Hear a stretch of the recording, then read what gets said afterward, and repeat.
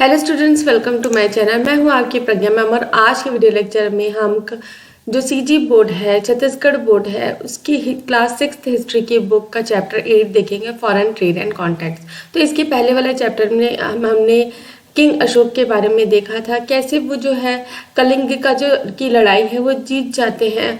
उसके बाद उनको दुख होने लगता है कि कितने सारे जो लोग हैं वहाँ मारे गए। उसके बाद वो एक धर्म का एक नया जो रास्ता है वो अपना लेते हैं। तो वो हमने देखा कि वो कैसे एक बहुत बड़े राजा थे और उनके आगे वाले जो वंशज है, उसके बाद जो है जो किंगडम है उनका अलग अलग टुकड़ों में बट गया। तो अब हम देखना है कि कैसे कैसे और कहाँ कहाँ फॉरेन ट्रेड है ना, मतलब विदेशी व्यापार हुआ करता था और लोगों का दूर संचार, मतलब वहाँ लोगों के कॉन्टैक्ट्स कैसे हुआ करते थे। ठीक, तो यहाँ पे फॉरेन ट्रेड और कॉन्टैक्ट्स देखना है हमको 100 BC से लेके 300 AD के ड्यूरेशन में। तो Anjali and Raju went to the market before going to school. They met their teacher when they came out after buying a notebook from a stationery shop. 3 of them walk together to the school। तो अंजलि और राजू जो है वो कहाँ गए रहते हैं? बाजार गए रहते हैं, मार्केट गए रहते हैं स्कूल जाने से पहले। ठीक है, स्कूल जाने से पहले आप लोग भी ऐसा करते होंगे। स्कूल जाने से पहले अगर रास्ते में शॉप्स वगैरह मिलती है तो वहाँ आप रुक जाते हैं, आपको कुछ अगर ज़रूरत का सामान रहता है तो आप खरीदने वहाँ लग जाते हैं। तो दे मेट देयर टीचर। ठीक है, उसके बाद जो क्या होता है वो अपनी जो टीचर वहाँ उनसे मिलते हैं, है ना। एक नोटबुक खरीदते हैं और स्टेशनरी शॉप जहाँ पे ये सब मिलता है, नोटबुक मिलता है, पेन पेंसिल, इस तरीके के जो सामान मिलते हैं इसको स्टेशनरी शॉप कहा जाता है। तो तीनों जो है अंजलि, राजू और उनकी जो टीचर है वो बाहर चलते चलते स्कूल की तरफ जाते हैं। तो teacher asked your bags are very nice, from where did you buy them. तो टीचर पूछती है तुम्हारे बैग बहुत अच्छे दिख रहे हैं, तुमने कहाँ से लिया इन बैग्स को? तो अंजलि बोलती है दीदी our father got them from some shop in Raipur. तो अंजलि जो है वो बोलती है कि दीदी कि हमको ये जो है ये जो बैग्स है वो हमारे पापा जो है उनके जो फादर जो है वो कहाँ से लेके आए हैं? रायपुर से लेके आए हैं, किसी दुकान से। तो teacher looked at the bag carefully and said see there is a label of the company which made it. तो टीचर जो है वो बैग्स को देखती है ध्यान से, केयरफुली मतलब ध्यान से, और बोलती है सी देखो यहाँ पे एक लेबल है। ठीक है, लेबल मतलब एक लोगो जैसा लगा हुआ रहता है। अगर आप कोई सामान खरीदते हैं उसमें जो कंपनी है उसके नाम का, तो वहाँ पे बताती है इसमें लेबल लगा है जो कंपनी उसे बनाई है उसका। तो oh it has come from Calcutta. ठीक है, तो यहाँ पे वो बोलती है आश्चर्य से कि अरे ये तो वो मतलब अरे ये तो कहाँ से बना हुआ है? कलकत्ता का बना हुआ है। तो Anjali and Raju were also surprised. तो अंजलि और राजू जो है वो क्या है, मतलब एकदम सरप्राइज हो जाते हैं, मतलब आश्चर्यचकित हो जाते हैं कि उनके पापा ने ये जो बैग है वो कहाँ से लाया है? रायपुर से किसी दुकान से खरीद के लाया, लेकिन ये बना कहाँ पे है? कलकत्ता में बना हुआ है। तो teacher pointed out the shops and said see there are so many shops. तो टीचर जो है सारी जो दुकानें हैं उनको दिखाती है, पॉइंटेड मतलब उनकी तरफ इशारा करते हुए बोलती है कि देखो यहाँ पे कितने सारे शॉप्स हैं। Several things are sold here. तो बहुत सारी जो चीज़ें हैं, सेवरल मतलब बहुत सारी जो चीज़ें यहाँ पे बिकती है। People living in distant villages and cities make this things and businessman bring the things here and sell. तो जो लोग हैं, पीपल मतलब लोग जो है जो डिस्टेंस विलेजेस मतलब डिस्टेंट मतलब दूर के जो गांव में रहते हैं, शहर में रहते हैं, वो इन सामानों को बनाते हैं। ठीक है, थिंग्स मतलब सामान, और जो बिजनेसमैन है मतलब जो व्यापारी है, ठीक है, तो व्यापारी है वो जो ये जो सामान है उनको वहां से लेके यहाँ लेके आते हैं और यहाँ बेचते हैं। तो राजू आज दीदी are foreign goods are also available here. तो राजू पूछता है कि दीदी क्या जो फॉरेन मतलब विदेशी जो हमारे इंडिया के बाहर बनाए जाते सामान है वो भी क्या यहाँ मिलते हैं? तो teacher said yes, we get goods which are made not only in our country, even those which are made in China, Japan, America, Africa and Europe। तो टीचर बोलती है हाँ, बहुत सारे जो सामान हैं जो हमारे कंट्री में नहीं बनते, ठीक है, not only made in our country but even those, ठीक है, जो बाहर की कंट्री में मिलती वो भी यहाँ अवेलेबल है। जैसे कि आप सभी को पता होगा चाइना आइटम जो है वो हमारे जो मार्केट है उसमें मतलब बिकता ही बिकता है। आप कोई भी टॉय है ना, आप जो टॉयस लेते हैं, जो खिलौने लेते हैं ना, उसके पीछे देखेंगे तो मेड इन चाइना लिखा हुआ रहता है। मैक्सिमम खिलौने में यही रहता है, चाइनीज आइटम है, दुकान वाला भी बोल देता है। ठीक है, और भी बहुत सारे सामान है जिसमें चाइना का टैग लगा रहता है। चाइना वाला जो आप एकदम बहुत अच्छे से समझ सकते हो। बहुत सारा सामान जो है जापान, अमेरिका, अफ्रीका और यूरोप से भी आता है हमारी कंट्री में। तो Anjali record her history lesson and asked, did India have trade relation with foreign countries at the time of Ashok. तो इससे पहले वाले चैप्टर में हमने अशोक के बारे में पढ़ा था। तो अंजलि जो है वो याद करती है जो हिस्ट्री लेसन उन्होंने लास्ट टाइम पढ़ा था, और वो बोलती है, वो पूछती है कि क्या इंडिया का ट्रेड रिलेशन, मतलब ये जो व्यापार का जो रिश्ता था फॉरेन कंट्री के साथ में, वो क्या अशोक के टाइम में भी था। By this time they had reached school, so the teacher said we shall discuss this with everyone in the class. तो इस ये जो बातचीत करते करते वो जब आगे बढ़ रहे हैं तो एक टाइम ऐसा आता है कि वो स्कूल पहुंच चुके रहते हैं, और टीचर क्या बोलती है कि हम इसके बारे में सबके साथ डिस्कस करेंगे क्लास में। The teacher began telling them about trade in early times. तो टीचर जो है अब क्लास में पहुंच चुके हैं, तो टीचर जो है उनको शुरू करती है, बिगैन मतलब शुरू करती है बताना जो ट्रेड रिलेशंस थे पहले के टाइम में उसके बारे में। At the time of Ashoka there were big businessman. तो वो बताती है कि किंग अशोक के टाइम में भी वहाँ पे बहुत बड़े बड़े व्यापारी हुआ करते थे। दे वर कॉल्ड सृष्टि और सेती।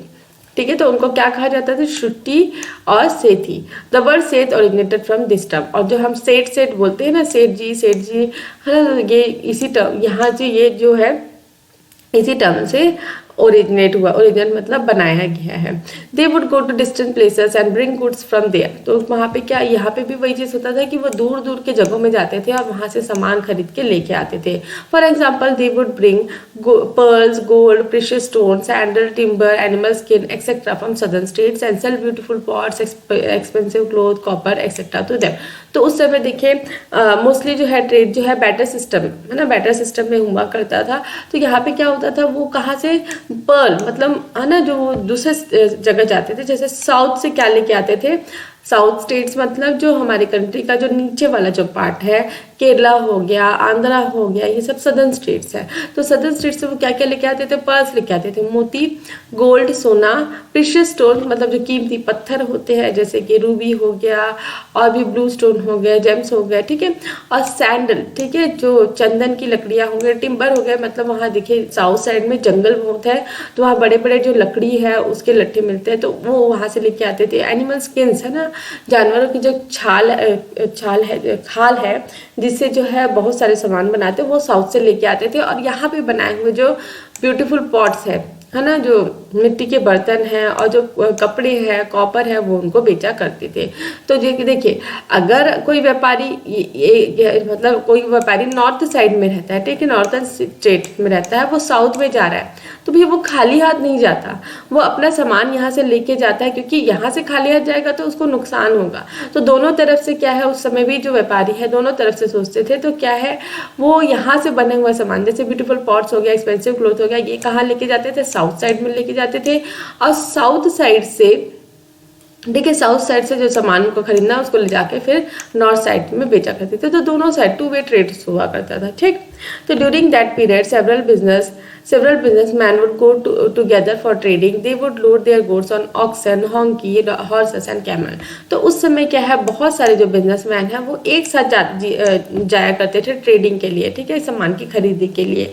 क्यों, क्योंकि उस समय जो है हमारे अभी जैसा जो सिचुएशन है, जब ट्रेन होती है, बसेस में जा सकते हैं, वैसा नहीं हुआ करता था। तो वो लोग क्या है, अपना सामान जो है, जैसे कि मैंने बताया, अपना सामान जो है लाद के किसमें लाते थे, जो बैल हो गया और गधे हो गए, घोड़े हो गए और कैमल्स हो गए, ऊँट हो गए, उसमें लाद के लेके जाते थे। As they would pass through villages and jungle, they would travel by day and camp at night at a place in night. तो वो जैसे जैसे मतलब पास हुआ करते थे, चलते जाते थे, जैसे विलेज हो गया, जंगल हो गया, तो वहाँ पे वो दिन में ट्रैवल करते थे और रात में क्या है, कोई अपना तंबू वगैरह गाड़ के वहाँ पे रुका करते थे। But if they are crossing a desert they would rest by day and travel at night.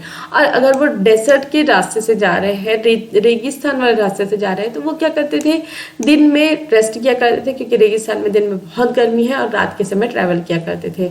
They had to be prepare to face the dangers of robbers, floods and storms during this their journey. तो क्या है, ये journey इतनी आसान नहीं हुआ करती थी, ये जो रास्ता है ना, ये जो मंजिल है उनकी, वो इतनी आसान नहीं हुआ करती थी। उनको क्या है, उनको प्रिपेयर, उनको तैयार रहना पड़ता था। ये जो डेंजर्स है, जो खतरे हैं, किसके किसके खतरे, रॉबर्स, लुटेरे, ठीक है, लुटेरे, उस समय डाकू वगैरह भी बहुत हुआ करते थे, लुटेरे से बचना पड़ता था उनको। और रास्ते में हो सकता है कभी फ्लड्स आ गए, ठीक ठीक है। फ्लड्स मतलब बहुत ज़्यादा अगर पानी गिरती है तो पानी का बहाव ज़्यादा बढ़ जाता है, तो उसे फ्लड कहते हैं और हिंदी में उसे बाढ़ कहते हैं।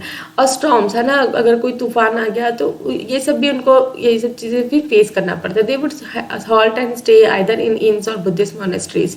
और वो अगर उनको कहीं रुकना पड़ जाता था, हॉल्ट मतलब रुकना पड़ जाता था, तो वो कहाँ रुकते थे? इन्स वगैरह। तो हमने इससे पहले वाले चैप्टर में देखा था कि किंग अशोक है, उन्होंने बहुत सारे इन्स बना के रखे थे। इन्स मतलब एक प्लेस जहाँ पे यात्री रुक सके, उनके पास रहने के लिए जगह हो, पानी की व्यवस्था हो, ठीक है। या तो फिर बुद्धिस्ट मोनेस्ट्री, जो बुद्धिस्ट का विहार है, वहाँ पे रुका करते थे। In this way they would sell their items in the city and buy goods and cheap item from there. तो इस तरीके से वो क्या है, अपना सामान जो है किसी भी सिटी में बेचा करते थे, और उस सिटी से कुछ भी सामान है जो सस्ता सामान है उसको खरीद के दूसरे जगह फिर बेचा करते थे। तो सम traders would choose the sea route and travel to Indonesia, China, Arabian countries, Arab countries, iron and Africa. और कुछ जो ट्रेडर्स हैं वो क्या चूज करते थे?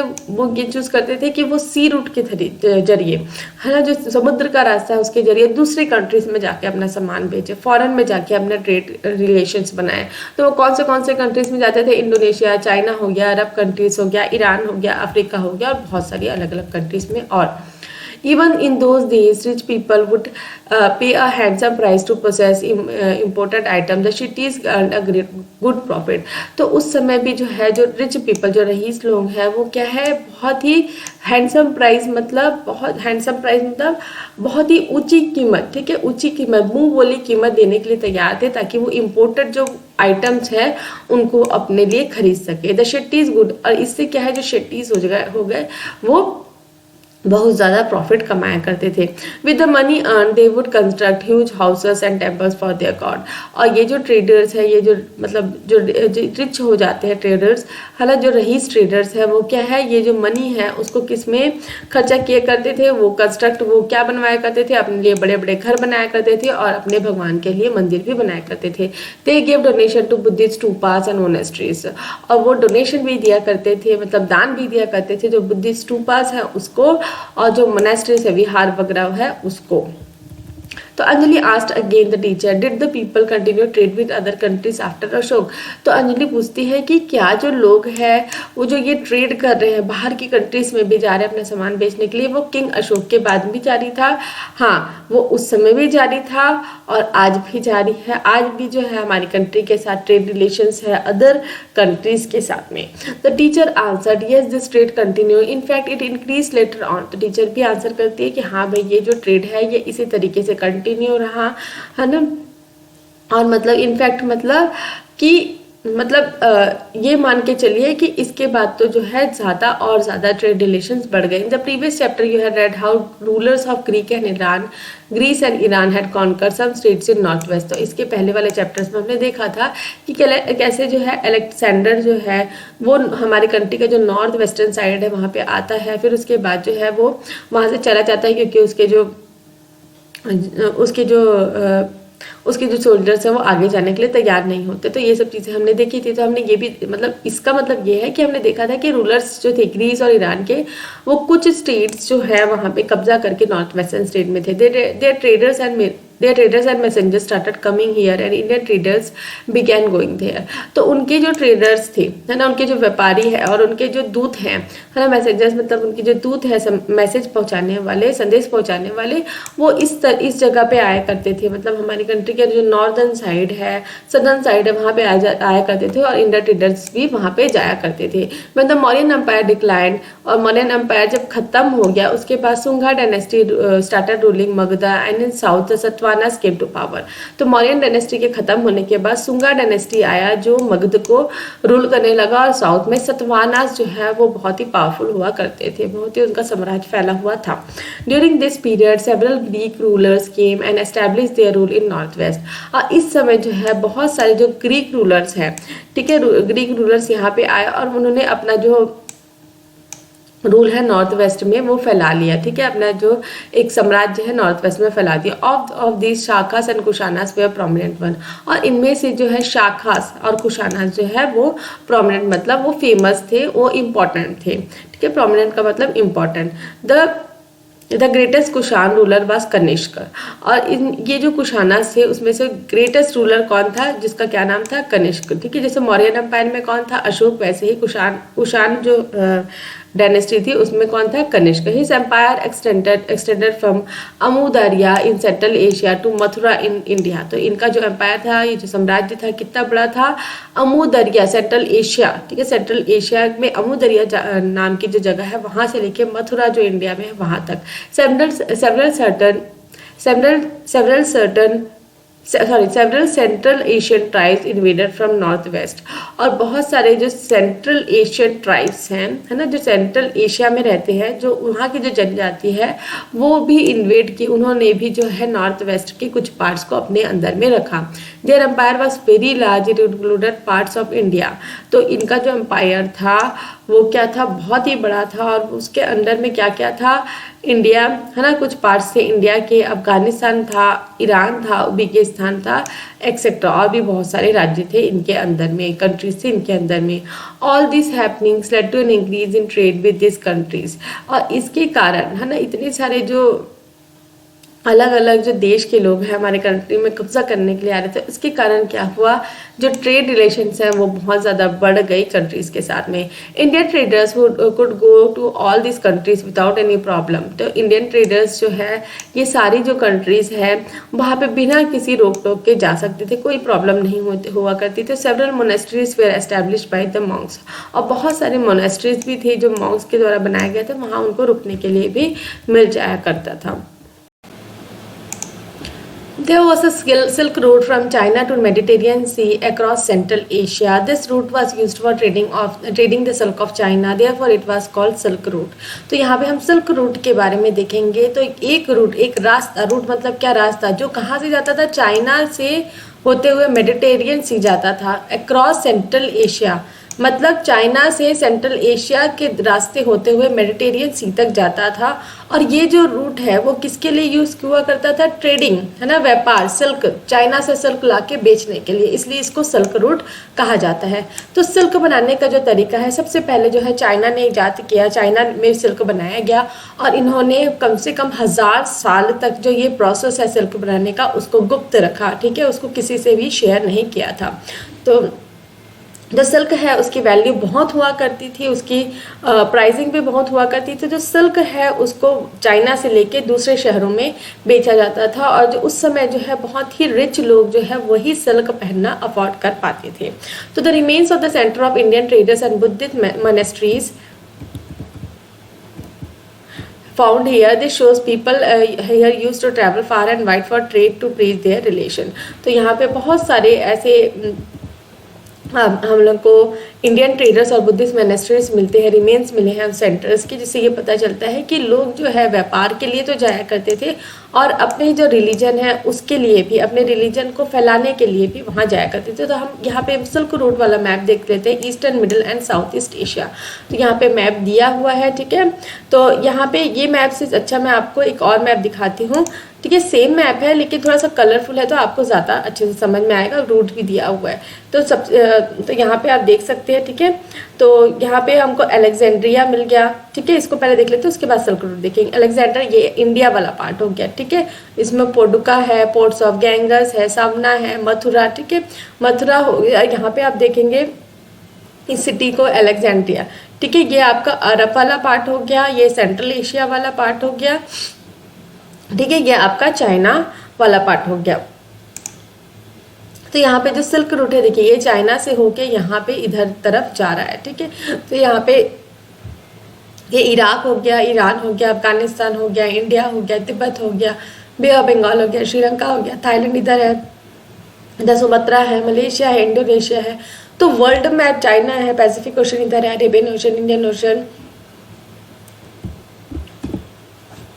तो आपका इंडिया हो गया, और आपके आसपास की जो कंट्रीज है, कि आपके माइंड में एकदम अच्छे से होना चाहिए, आपका हिस्ट्री और ज्योग्राफी दोनों में ये काम आने वाला है। तो देखिए ये इंडिया हो गया, इधर बे ऑफ बंगाल है, इधर अरेबियन सी है, श्रीलंका है, ठीक है, ये सिंध वाला पार्ट है, ये अफगानिस्तान, ये तिब्बत हो गया, ये चाइना हो गया, ये बर्मा हो गया, और इधर थाईलैंड हो गया, ये अंकोर वाट हो गया, अभी हम देखेंगे, सुमात्रा, मलेशिया, इंडोनेशिया, बोरोदुआर, ठीक है। यहाँ पे जावा हो गया, छोटे छोटे आइलैंड्स हैं, इनके बारे में भी आपको जानना है। ये बुद्धिज़्म, ठीक है, बुद्धिज़्म यहाँ बहुत फैला हुआ करता था। और ये आपका इराक हो गया, मेडिनिया हो गया, मक्का हो गया, ठीक है, मक्का भी इम्पॉर्टेंट है, कई सारे जगह भी आएगा, ठीक है। तो ये सारी जो कंट्रीज़ हैं ये आपको बिल्कुल याद रखना है। तो Indian traders did not stop here. They went further up to China in the west to west up to Alexandria in Egypt. तो इंडियन ट्रेडर्स जो है एक ही जगह मतलब इतने व्यापार में नहीं रुके, वो कहाँ कहाँ गए, चाइना तक गए, ठीक है, चाइना तक गए। और वेस्ट में जो है अलेक्जेंड्रिया इन इजिप्ट, ठीक है, अलेक्जेंड्रिया जो इजिप्ट में है, जिसको मैंने ये वाले मैप में जो है अलेक्जेंड्रिया नहीं दिया हुआ है, ये इस तरफ है, ठीक है। तो मैंने एक और आपको मैप दिखाया था, ये वाला, ये देखिए यहाँ पे अलेक्जेंड्रिया है, इजिप्ट वाला पार्ट है, यहाँ पे अलेक्जेंड्रिया है। And also to Greece and Rome, तो अलेक्जेंड्रिया इजिप्ट में गए, ग्रीस और रोम तक गए। Indian traders usually took sea route and transported their goods up to Alexandria from there Greek and other European traders would take those good to their countries. तो Indian traders कहाँ तक जाते थे, सी root से जाते थे और अपना जो गुड्स है उसको ट्रांसपोर्ट कहाँ करते थे, अलेक्जेंड्रिया नाम की जो जगह है वहाँ तक। और वहाँ से जो है ग्रीक और यूरोपियन ट्रेडर्स जो है वहाँ से सामान लेके अपनी कंट्रीज में जाया करते थे। तो यहाँ पे देख लेते हैं हम मैप में फिर से। तो यहाँ पे देखिए ये इंडिया है, यहाँ पे जिस सी रूट देख रहे हैं, तो यहाँ पे ये अलेक्जेंड्रिया, तो यहाँ पे अलेक्जेंड्रिया से पहुँचाने के बाद यहाँ दूसरे जो कंट्रीज़ है यहाँ से सामान जो है अपने देश में ले जाया करते थे। तो लोकेट अलेक्जेंड्रिया ग्रीस, ईरान और इराक और सिल्क रूट, ठीक है, मैप 8.1 में लोकेट करने के लिए बोल रहे हैं। तो इराक ईरान हो गया, मैंने आपको बताया अलेक्जेंड्रिया यहाँ पे है, ठीक है। तो यहाँ पे सारी कंट्रीज हमने देख ली, अब हम आगे बढ़ते हैं। तो several teacher asked what things the Indian traders said and what would they buy from those countries. तो यहाँ पे बहुत सारे लोग बच्चे जो पूछते हैं कि कौन से सामान जो है इंडियन ट्रेडर्स जो है वहाँ बेचा करते थे और कौन से सामान जो है वहाँ से खरीद के लाया करते थे। तो टीचर बताती है, Teacher answered, in our country we get several spices like pepper, cardamom, cinnamon, etc. They are not found in Europe. तो यहाँ पे बताती है हमारी कंट्री से वो क्या लेके जाया करते थे, कुछ स्पाइसेस, ठीक है, जो कुछ स्पाइसेस है जैसे कि पेपर हो गया, आपका काली मिर्च हो गया, कार्डमम इलायची हो गया, सिनेमम दालचीनी हो गया, ये सारे जो स्पाइसेस है वो यूरोप में फाउंड नहीं मिला करते थे, but it is used in lot in their cooking. लेकिन जो है वो अपनी कुकिंग में उनको इतना पसंद आता था कि वो अपनी जो कुकिंग है उसमें इसका यूज़ किया करते थे। Indian traders would take spices there, then there was a great demand for silk fabric, sandalwood ornaments made of precious stone, ivory, peacocks, monkeys etcetera. In return traders bought gold, coral etcetera to India. तो अब Indian traders spices लेके जाते थे, ठीक है, मसाले, spices मतलब मसाले लेके जाते थे। और उसके बाद जो है वहाँ पे बहुत ही डिमांड हुआ करती थी, वहाँ पे बहुत ही मांग थी किसकी, सिल्क फैब्रिक्स की, जो इंडिया में बना करती थी, सैंडलवुड की, चंदन की लकड़ियों की, और गहनों, ठीक है, गहने जो बनाए जाते थे प्रेशियस स्टोन से, और आइवरी, ठीक है, आइवरी जो हाथी के दांत है उससे जो सामान बनाए जाते हैं उसका भी वहाँ पे बहुत ही ज़्यादा डिमांड हुआ करता था। और पिकॉक्स की, ठीक है, जानवर भी यहाँ लेके जाया करते थे, ना कि सामान, जानवर जैसे पिकॉक हो गया, मंकीज हो गया, उसको भी वहाँ लेके जाया जाता था इन रिटर्न। और उसके बदले में वहाँ से वो क्या लाते थे, गोल्ड लाते थे, कोरल्स लाते थे, ठीक है, कोरल एक प्रकार का जानवर होता है, ठीक है, जिसका जो हार्ड कवरिंग है वो, जिसकी जो ऊपर की हार्ड कवरिंग है उसको कुछ सामान बनाने के लिए यूज़ किया जाता है। Find out which items are sold abroad for sale this days. तो अब हमको देखना है कि कौन सी जो चीज़ें हैं वो, मतलब आपको फाइंड आउट करना है, आपको जानना है कि कौन से आइटम्स जो है हमारी कंट्री से में बनाए जाते हैं और बाहर बेचे जाते हैं, ठीक है। तो ये आप खुद फाइंड करेंगे, आपका टास्क है ना। और राजू क्वेश्चन है ना, राजू क्वेश्चन करता है, did the traders of those countries come to India. तो वहाँ के जो ट्रेडर्स है क्या हमारे कंट्री में आते थे। तो teacher explain, yes in India their way settlements of Roman traders, ठीक है। तो यहाँ पे इंडिया में हाँ वो लोग आते थे और वो लोग यहाँ पे अपना बसेरा भी बसा के रखे थे, अपना कस्बा भी बसा के रखे थे, जैसे कि रोमन ट्रेडर्स का था, ठीक है। तो और जैसे कि आप जानते होंगे आज़ादी की लड़ाई, ब्रिटिशर्स भी यहाँ पे ट्रेडिंग के लिए ही आए थे, ठीक है। They would come and stay here and carry on their business। तो वो यहाँ आते थे, यहाँ रुकते थे और अपना बिजनेस भी यहाँ पे किया करते थे। As the people of Greece, Iran and Central Asia had made states in India, Indians also had their states in countries of south eastern Asia like Sri Lanka, Malaysia, Indonesia, Cambodia. तो जैसे जो ग्रीस के लोग हैं, ईरान के लोग हैं, central Asia से लोग हैं, हमारे इंडियन स्टेट्स में आया करते थे, यहाँ रुका करते थे, वैसे ही जो है इंडियंस जो है दूसरे कंट्रीज में जाके रुका करते थे और कुछ जो इंडियंस है वहाँ बस भी जाया करते थे, जैसे कि श्रीलंका हो गया, मलेशिया हो गया, इंडोनेशिया हो गया, कंबोडिया हो गया वहाँ पे। तो इम्पैक्ट ऑफ फॉरेन कॉन्टैक्ट्स, तो ये जो फॉरेन कॉन्टैक्ट्स है, ये जो ट्रेडिंग हो रही है दूसरे कंट्रीज के साथ का, उसका प्रभाव क्या हुआ, इम्पैक्ट मतलब प्रभाव क्या हुआ। In the previous section we have read how Indians came in contact with people of other countries by establishing states in each others country, having trade, spreading their religion etcetera. तो हमने previous section में देखा, जो हमने पहले इससे पहले वाला जो पैराग्राफ्स है उसमें देखा कि इंडियंस जो है कैसे दूसरे कंट्रीज के लोग हैं उनसे कांटेक्ट में आ रहे हैं और अपने जो है एक स्टेट बना रहे हैं, वहाँ पे जाके अपना एक राज्य बना रहे हैं, मतलब वहाँ जाके वो बस जा रहे हैं, ठीक है, वहाँ पे अपना जो ट्रेडिंग रिलेशंस है उनको बढ़ावा दे रहे हैं, अपने रिलीजन को स्प्रेड कर रहे हैं। In this manner many several people from Greece and Central Asia has settle India. तो ऐसे ही बहुत सारे जो लोग हैं जो ग्रीस और सेंट्रल एशिया से हमारे कंट्री में आके बस गए। Several Indians too has settled in their countries, और कुछ इंडियंस वहाँ पे भी जाके बस गए। तो this had a great impact on the life style and thinking of the people, ठीक है। तो इससे क्या है, बहुत ज़्यादा प्रभाव पड़ा लोगों के लाइफ स्टाइल्स में और थिंकिंग में, ठीक है। जैसे कि अगर आप किसी साउथ इंडियन के साथ रह रहे हो तो कहीं ना कहीं आप जो है उसके जो कल्चर को अपनाने की कोशिश करेंगे और जो साउथ इंडियन वाला है वो भी आपके कल्चर को अपनाने के लिए करेगा।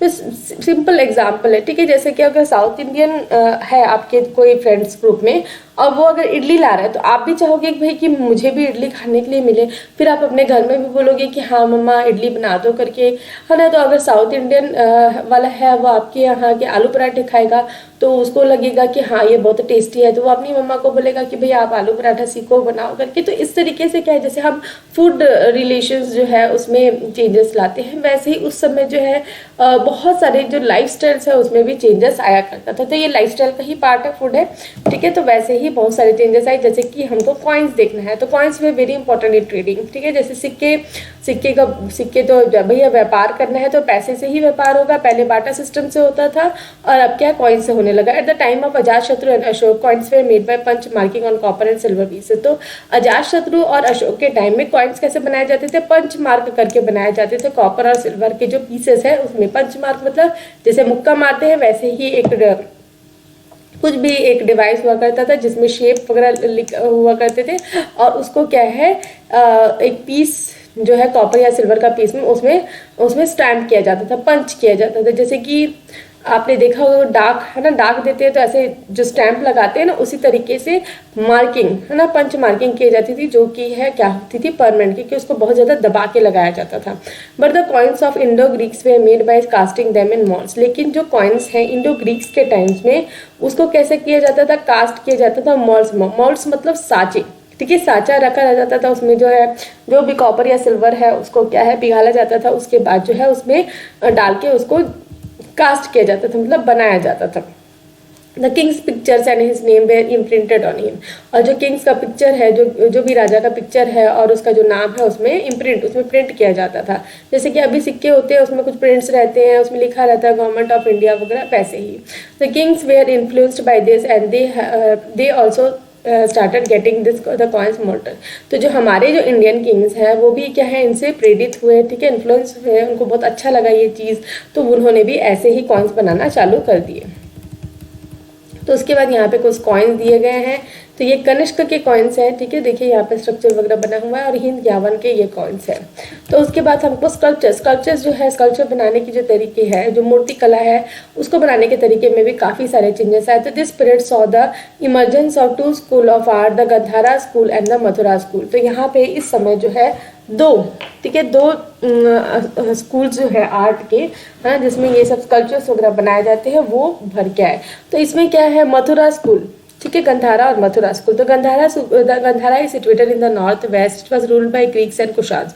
तो गंधारा कहाँ पे है, नॉर्थ वेस्टर्न एरिया में है और ये किसके द्वारा रूल किए जाते थे, ग्रीक्स और कुशान्स के द्वारा। तो we can see the influence of Greek styles in the sculptures of Gandhara. तो हम जो है इनका प्रभाव ठीक है, ग्रीक स्टाइल का प्रभाव देख सकते हैं, जो भी स्कल्पचर्स है, जो भी मूर्ति कला है गंधारा में बनाई गई उसमें। These statues have numerous folds in dresses which is typical Greek style. तो यहाँ पे आप स्टैचूज में क्या दे सकते हैं, फोल्डिंग्स दे सकते हैं। जैसे कि यहाँ पे आप देख रहे हैं इन्होंने क्या है, गौतम बुद्धा की इमेज है, Buddha image of Gandhara style. तो यहाँ पे आप देख सकते हैं, यहाँ पे देखिए फोल्डिंग्स है, ठीक है, ये प्लेन नहीं है, इन्होंने कुछ कपड़ा ओढ़ के रखा है, इसमें फोल्डिंग्स जो है वो बनाएंगे। तो ये जो न्यूमरस फोल्डिंग्स है, न्यूमरस मतलब बहुत सारी जो फोल्डिंग्स है ड्रेसेस में, ये क्या है, टिपिकल ग्रीक स्टाइल हुआ करता था। And the statues made in Mathura do not have this influence. और जो स्टैचूज मथुरा में बनाए जाते तो उसमें ये जो प्रभाव है वो बिल्कुल हमको देखने के लिए मिलेगा नहीं मिलेगा। The sculptures of Mathura gave more importance to healthy physical shape than folds. तो जो स्कल्पचर्स थे, जो मूर्तिकार थे मथुरा के, वो किसको इंपॉर्टेंस दिया करते थे, किसको महत्व दिया जाता था, हेल्दी फिजिकल शेप, जो भी मतलब जो फिजिकल शेप है उसको, और ये फोल्डिंग्स वगैरह जो है वो नहीं अपनाया करते थे, नहीं डाला करते थे। This can be understood by comparing the pictures given here. तो यहाँ पे दो पिक्चर्स दिए गए हैं, एक गौतम बुद्धा की है और एक महावीर स्वामी की है, ठीक है, जिनके बारे में हमने इससे पहले के पहले चैप्टर्स में देखा था। तो एक गौतम ये फोल्डिंग जो है इसको गंधारा जो स्टाइल है उसमें आया गया, ये ग्रीक से आया है, ठीक है। और ये जो महावीर का है, ये देखिए चिकना है, एकदम प्लेन है, ठीक है। तो इसी के बारे में बात हो रहा है। उसके बाद रिलीजन एंड फिलॉसफी के बारे में देखना है कि जो धर्म है और जो उपदेश है, ठीक है, जो फिलॉसफी है वो क्या क्या हुआ करती थी। There was exchange of knowledge with Roman and Greeks on the subject like mathematics, astronomy and astrology. तो यहाँ पे जो है, जो नॉलेज है, ठीक है, जो ज्ञान है वो किससे किसके साथ बांटा जाता था, रोमन्स और ग्रीक्स जो है उनमें बांटा जाता था, ठीक है। जो रोमन और ग्रीक्स के जो लोग हैं उनमें बांटा जाता था। कौन से सब्जेक्ट्स में, जैसे मैथमेटिक्स हो गया, गणित हो गया, एस्ट्रोनॉमी जो हम तारों के बारे में पढ़ते हैं, जो सेलेस्टियल बॉडीज के बारे में पढ़ते हैं, जब हम ब्रह्मांड के बारे में बोलते हैं उसको एस्ट्रोनॉमी बोलते हैं। और एस्ट्रोलॉजी जो होता है, जो ज्योतिष विज्ञान, ठीक है, ज्योतिष विज्ञान होता है, जैसे कि तारों के डायरेक्शन के बेसिस में ज्योतिष विज्ञान, राहु केतु, ये सब जो है एस्ट्रोलॉजी में आता है। तो Greek literature related with this subjects way translated in Sanskrit. तो जो ग्रीक लिटरेचर है जो इस सब्जेक्ट्स में डील करते थे, उनको किस में ट्रांसलेट किया गया है, संस्कृत लैंग्वेज में। ट्रांसलेट करना मतलब ग्रीक में लिखा हुआ था तो उसको जो है ट्रांसलेट करके संस्कृत में लिखा गया। ट्रांसलेट करना मतलब बदलना, ठीक है। तो Indian scholars adopted things like 7 days in a week, 12 zodiac sign etcetera, ठीक है। तो इंडियन स्कॉलर्स से, जो इंडियन स्कॉलर्स मतलब जो यहाँ के पढ़ने वाले लोग, जो बुद्धिमान लोग हैं, है ना, जो उन्होंने क्या अडॉप्ट किया वहाँ से ग्रीक स्टाइल से, उन्होंने क्या अपनाया, अडॉप्ट मतलब अपनाया, जो 7 days in a week होती है उसको, और जो 12 जोडाइक साइन होते हैं ना, ठीक है, जो कर्क राशि हम बोलते हैं, सिंह राशि जो बोलते हैं, जो 12 जोडाइक साइन होते हैं ना, ठीक है, जो राशि फल बोलते हैं, जो राशि का जो चिन्ह बोलते हैं, उसको हमने ग्रीक से अडॉप्ट किया है। वेयर एज द अदर, जो दूसरे लोग हैं, उन्होंने इंडिया से क्या लिया, कंसेप्ट ऑफ जीरो और डेसिमल को, ठीक है। मैक्स में हम जीरो लिखते हैं और डेसिमल साइड भी लिखते हैं। The Greek travelers have written about Indian religion and philosophy in their history and geography books. तो जो ग्रीक ट्रैवलर, जो ग्रीक से यहाँ आया करते थे, वो अपनी जो बुक्स है उसमें इंडियन रिलीजन के बारे में, फिलोसफी के बारे में लिखा है उन्होंने अपनी हिस्ट्री और ज्योग्राफी के बुक्स में। The Buddhist monks and followers who had gone to China, Asia, Southeast Asia left a great impact on the religion and philosophy of the people residing there. तो जो बुद्धिस्ट मॉन्ग है और जो followers है उनके, जो चाइना गए, एशिया गए, साउथ ईस्ट एशिया गए, तो वहाँ के लोगों के जीवन में भी उन्होंने बहुत प्रभाव डाला। उनकी जो रिलीजन है उसमें उन्होंने प्रभाव डाला, उनकी जो फिलॉसफी होती थी उनमें उन्होंने बहुत ज़्यादा प्रभाव डाला। पीपल रिसाइडिंग देयर मतलब जो वहाँ के चाइना के जो लोग हैं, एशिया के जो लोग हैं, साउथ ईस्ट एशिया के जो लोग हैं। Temples were constructed in south eastern countries like grand temples in India. तो जैसे कि यहाँ आप जानते हैं भारत में जो बहुत बड़े बड़े टेम्पल्स हैं, मंदिर है, वैसे ही साउथ ईस्टर्न कंट्रीज, ठीक है, साउथ ईस्टर्न जो कंट्रीज है वहाँ पे भी बहुत बड़े बड़े टेम्पल्स बनाए गए, जैसे कि Angkor Wat temple of Cambodia and Buddhist temple Borobudur in Java which is the biggest of the region even today. तो यहाँ पे बहुत बड़े बड़े टेम्पल जैसे कि अंकोर वाट टेम्पल कंबोडिया में और बुद्धिस्ट टेम्पल बुरतर में, जावा में। मैंने आपको ये जो कंट्रीज़ हैं, ठीक है, जो साउथ ईस्टर्न कंट्रीज़ हैं, मैंने आपको दिखाया था छोटे छोटे जो आइलैंड्स हैं विच इज़ है ना। तो ये बहुत बड़े बड़े यहाँ पे मतलब बहुत बड़े बड़े यहाँ पे टेम्पल्स बनाए गए हैं। Similarly Ramayana is very popular in Indonesia. तो आप जान के हैरान होंगे, जो इंडोनेशिया है वहाँ पे रामायण जो है बहुत ही फेमस है। In this period medical science developed, और इस यही जो समय है उस समय मेडिकल साइंस भी जो है, जो जैसे कि सर्जरी का प्रोसीजर है, ये सारी चीज़ें भी उस समय डेवलप हुई। जैसे कि चरक संहिता, सुश्रुता संहिता, ये वर्ल्ड फेमस मैन्युस्क्रिप्ट्स है मेडिसिन में, ठीक है। मेडिसिन जो है ना, this was an important period in the history of India. तो ये जो है बहुत ही इंपॉर्टेंट पीरियड था इंडियन हिस्ट्री के लिए। तो मैं आपको मैप में यहाँ पे पिक्चर दिखाना चाहूँगी। तो ये अंकोर वाट जो है ना कंबोडिया में, उसकी पिक्चर देखिए कितना बड़ा मंदिर है, ठीक है। फ्रंट व्यू है, ये बहुत ही बड़ा यहाँ पे मंदिर है। और मैप में हम मैं फिर से बता देते हैं, ये देखिए मलेशिया, सुमित्रा, और ये वाला जो रीजन है, यहीं पे जो साउथ ईस्टर्न जो कंट्रीज हैं वो हैं, ठीक है। ये इस मैप में अच्छे से नहीं दिया, हम अपने जो बुक वाला मैप है उसमें आपको दिखाते हैं।